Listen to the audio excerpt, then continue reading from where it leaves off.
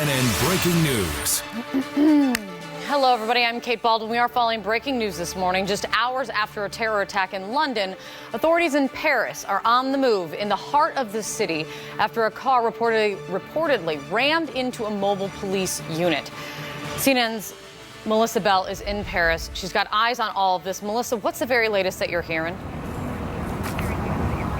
Well, we've just learned from police that an anti-terror investigation has now been opened, Kate. So clearly police here believe that this was yet another terror attack targeting once again security forces. And this is something that we've seen increasingly over the course of the last few months. If it is confirmed that this was terrorist in its nature, deliberate in its nature, it would be the fifth attack targeting security forces in 4 months. And I'm just going to show you what's going on behind me. It is just that part of the Champs-Élysées, the bottom half of the Champs-Élysées, heading towards the Concorde that's now been entirely cordoned off, Kate. You can see a heavy police presence.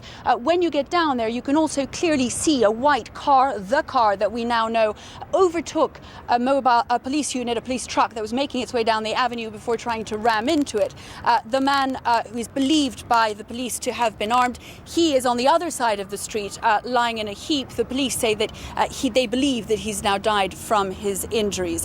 Clearly then, an anti-terror investigation opened. They believe this was a deliberate car ramming, another in a long line of incidents then over the course of the last few months, as I say, in February, March, April, and again just earlier this month in June, terror attacks that have sought to target either policemen specifically or military personnel. And each time, Kate, those that are out patrolling some of France's most iconic and most heavily touristic areas, including the Champs-Élysées.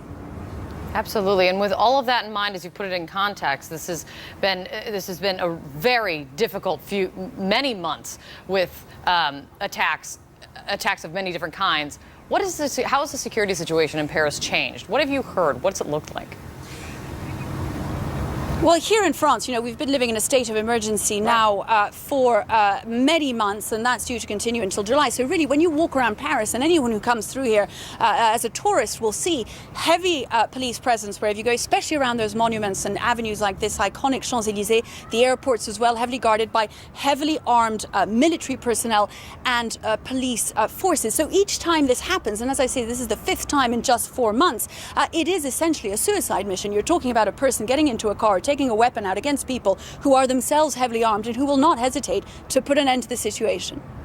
Fifth time in just 4 months, as you mentioned, and authorities there opening an anti-terror investigation into all of this. Melissa, thank you very much. We'll be coming to you with updates throughout the hour. I really appreciate it.